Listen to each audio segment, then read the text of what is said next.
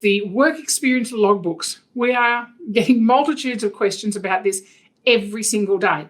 I could probably say every single hour we're getting multitudes of questions. One of the most frequent questions at the moment, other than license categories. And when we get answers to that, believe me, I will share it.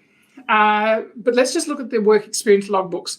So under the new reforms to the Property and Stock Agents Act, which came into play on the 23rd of March, which seems like such a non-issue now after the last 10 weeks that we've been living through with COVID, but it's still there, it's still front and centre, it's still affecting your lives as an agent.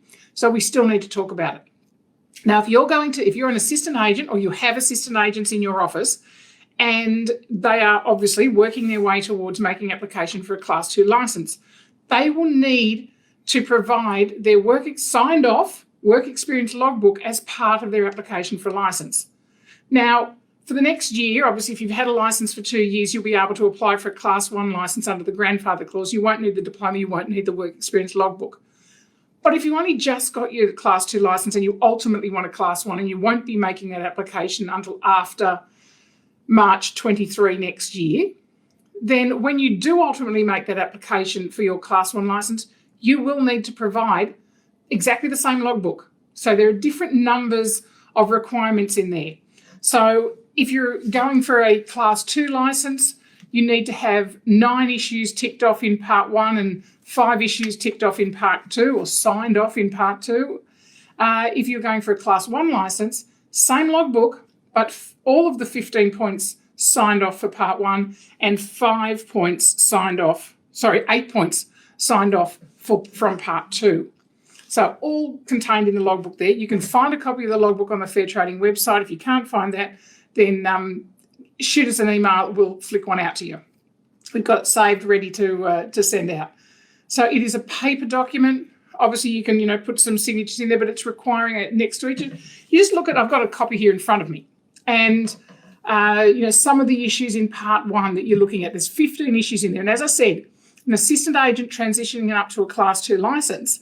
There's issues there: apply ethical practice in property, develop and prepare a prospecting plan for property sale, lease or management, appropriately manage privacy and personal information in accordance with legislative requirements, manage, supervise and lead agency staff, demonstrate effective dispute management and conflict resolution skills. So a wide variety there. Now there's 15 points there. I've only read out about 6. But from an assistant agent to a Class 1, remember, it's only 9 of those that need to be ticked off for that area, 9 out of the 15.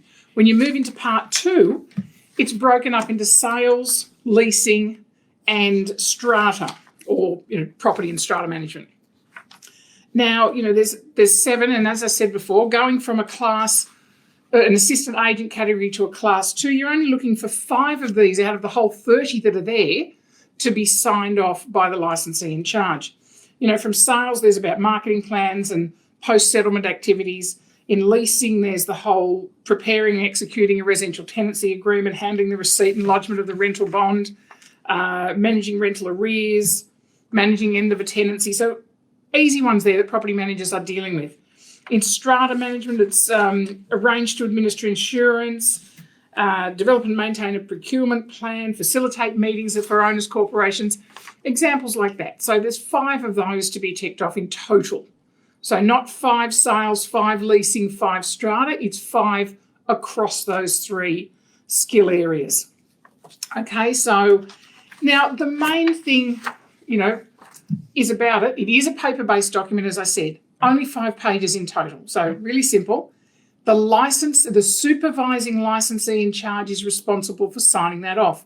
So right now, it's June. We've had this now in place since the 23rd of March. Right now, every supervising licensee in charge who is supervising assistant agents in particular should be having a logbook for every single assistant agent. And as they demonstrate that they are competent in one of these areas, sign it off. Put your name against it, sign it off. It's your license that's saying, yes, I have seen them do this, they have the capacity to do this, they have the competence to do this. And so when they do actually apply for their license, it's not a quick, oh, how did you do that? Where is that? And where's my records of that? It's, as you go along, then it doesn't make it such a demanding task or an onerous task.